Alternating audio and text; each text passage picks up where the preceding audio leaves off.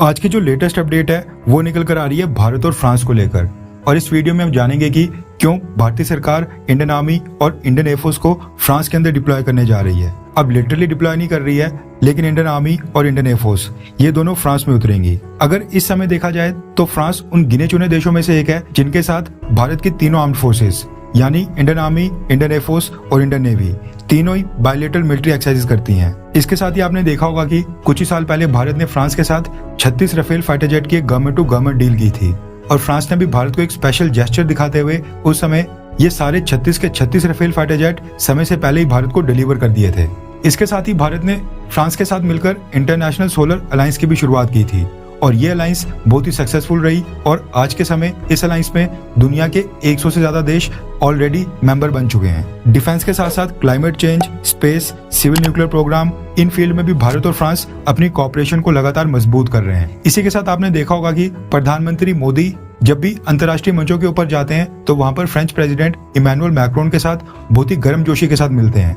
यानी दोनों लीडर्स जब भी एक दूसरे के साथ मिलते हैं तो एक दूसरे को गले लगाते हैं, काफी गर्मजोशी के साथ एक दूसरे को ग्रीट करते हैं और ये काफी कम लीडर्स के साथ देखा जाता है। अब आपको लग रहा होगा कि भारत में प्रधानमंत्री मोदी और फ्रांस में इमैनुअल मैक्रोन के आने के बाद ही भारत और फ्रांस इतने करीब आ रहे हैं, लेकिन ऐसा बिल्कुल नहीं है। भारत और फ्रांस के जो संबंध है ये काफी ऐतिहासिक संबंध है। अब मैं यहाँ पर ऐतिहासिक वर्ड का यूज कर रहा हूँ तो आपको अंदाजा हो ही गया होगा कि भारत और फ्रांस के जो रिश्ते हैं ये कई दशकों पुराने हैं।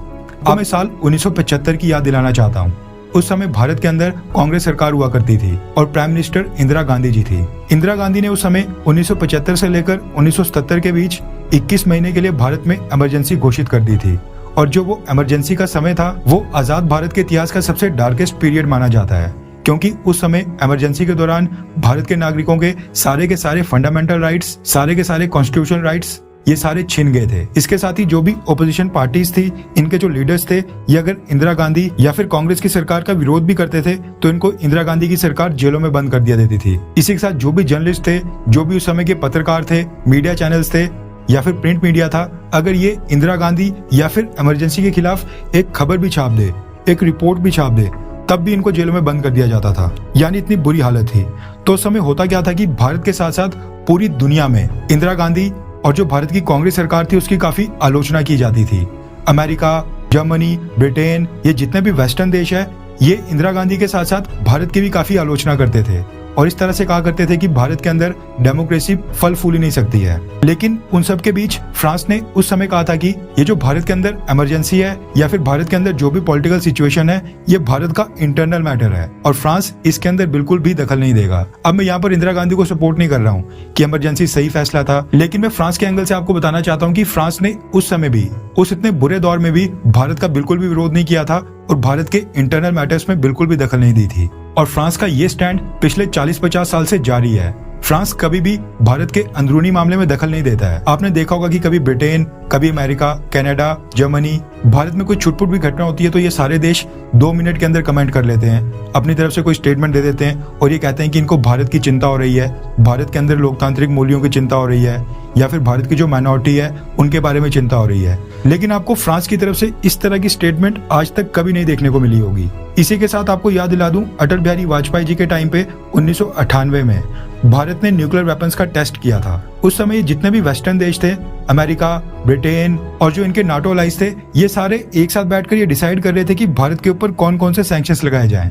ये भारत को एक एग्जाम्पल के तौर पर सेट करना चाहते थे ताकि कल को अगर कोई तीसरा देश न्यूक्लियर वेपन्स को डेवलप करने की कोशिश करे या फिर इस बारे में सोचे भी तो उसके सामने उदाहरण के तौर पर भारत का एग्जाम्पल हो और उनको ये एहसास हो कि भारत ने क्योंकि न्यूक्लियर वेपन्स को टेस्ट किया था तो भारत की अर्थव्यवस्था का कितना बुरा हाल हो गया है और भारत के ऊपर कितने कड़े सैंक्शंस लगा दिए गए हैं।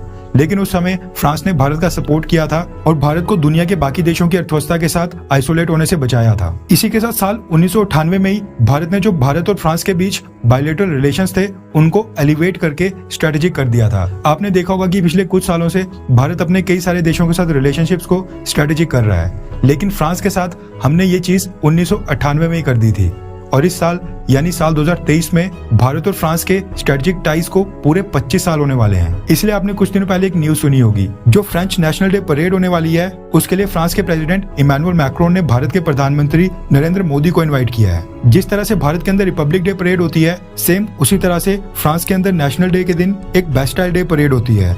और उसमें गेस्ट ऑफ ऑनर यानी चीफ गेस्ट के तौर पर भारत के प्रधानमंत्री नरेंद्र मोदी जी को इनवाइट किया है। और ये परेड हर साल 16 जुलाई के दिन होती है, यानी कि इस साल 16 जुलाई के दिन भारत के प्रधानमंत्री मोदी फ्रांस में होंगे। अब जब वो फ्रांस जाएंगे तो वहाँ पर कई सारी बायलैटरल मीटिंग्स होंगी। अपने साथ वो एक बड़ा सा डेलीगेशन ले जाएंगे। फ्रेंच प्रेसिडेंट इमैनुअल मैक्रोन के साथ भी बायलैटरल मीटिंग करेंगे और काफी सारी डेवलपमेंट्स होंगी। लेकिन इसी के साथ भारतीय सरकार ने फ्रांस के लिए एक स्पेशल जेस्चर दिखाने का फैसला किया है। खबर निकल कर आ रही है कि प्रधानमंत्री मोदी जब बैस्टाइल डे परेड के लिए फ्रांस जाएंगे तो अपने साथ इंडियन आर्मी और इंडियन एयरफोर्स इन दोनों की सैन्य टुकड़ियों को भी ले जाएंगे। दरअसल रिपोर्ट्स के मुताबिक भारतीय सरकार ने फैसला किया है कि जो भारतीय सेना के ट्रूप्स होंगे उनका एक कॉन्टिंजेंट फ्रांस की बैस्टाइल डे परेड में हिस्सा लेगा, यानी जो वहां पर मार्च होगा उसमें भारत की भी एक सैन्य टुकड़ी होगी। और जो ये सैन्य टुकड़ी होगी वो उन यूनिट से होगी जिन्होंने वर्ल्ड वॉर के दौरान फ्रेंच एरिया में युद्ध लड़ा था। इसी के साथ इंडियन एयरफोर्स को लेकर ये रिपोर्ट्स निकल कर आ रही हैं कि भारतीय सरकार ने फैसला किया है कि जो बैस्टाइल डे परेड के दिन फ्रांस के अंदर फ्लाई पास्ट होगा उसमें भारतीय वायुसेना के कुछ एयरक्राफ्ट भी हिस्सा लेंगे। अब ये चीज अभी तक कंफर्म नहीं है, लेकिन कहा जा रहा है कि जो Jaguar fighter jets Indian air force के पास हैं उनको फ्रांस की बैस्टाइल डे परेड के दिन फ्लाई पास्ट में हिस्सा लेने के लिए भेजा जा सकता है। वैसे जिनको नहीं पता उनकी जानकारी के लिए बता दूंगी, जिस तरह से भारत में 26 जनवरी के दिन जो परेड होती है उस दौरान राजपथ के ऊपर से इंडियन एयरफोर्स के कुछ एयरक्राफ्ट क्रॉस होते हैं जो आसमान से कुछ फ्लावर्स नीचे गिराते हैं। सेम उसी तरह से जो फ्रांस की बैस्टाइल डे परेड होनी है ना, वहां पर भी जो मार्च होगा उसके ऊपर से फ्रेंच एयरफोर्स के कुछ एयरक्राफ्ट, फाइटर जेट्स और हेलीकॉप्टर्स वहां से क्रॉस होंगे। और जो वो फ्लाई पास्ट होगा, भारतीय सरकार ने फैसला किया है कि उसमें इंडियन एयरफोर्स के कुछ फाइटर एयरक्राफ्ट को भी भेजा जाएगा। अब ये चीज भारत और फ्रांस एक दूसरे के लिए कोई पहली बार नहीं कर रहे हैं। साल 2016 की बात है, जब भारत में 26 जनवरी के दिन रिपब्लिक डे परेड हुई थी। उस समय भारत ने गेस्ट ऑफ ऑनर के तौर पर यानी चीफ गेस्ट के तौर पर फ्रांस के उस समय के प्रेसिडेंट फ्रांकोइस होलांडे को इनवाइट किया था।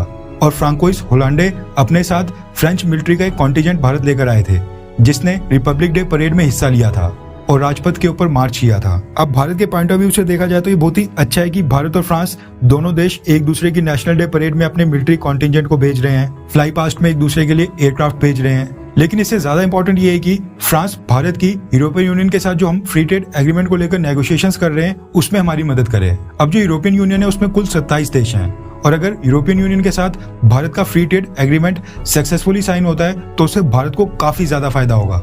और फ्रांस ये कर सकता है क्योंकि यूरोपियन यूनियन के जो 27 देश हैं उसमें फ्रांस एक अकेला लौता देश है जो न सिर्फ यूएन सिक्योरिटी काउंसिल का एक परमानेंट मेंबर है, लेकिन इसके साथ ही न्यूक्लियर पावर्ड कंट्री है। जो यूरोपियन यूनियन के कई सारे फैसले होते हैं उसमें फ्रांस का काफी ज्यादा इन्फ्लुएंस होता है। इसलिए भारतीय सरकार को मांग करनी चाहिए कि फ्रांस यूरोपियन यूनियन के साथ नेगोशिएशंस में जो फ्री ट्रेड एग्रीमेंट को लेकर टॉक्स चल रही है उसमें फ्रांस हमारी मदद करे।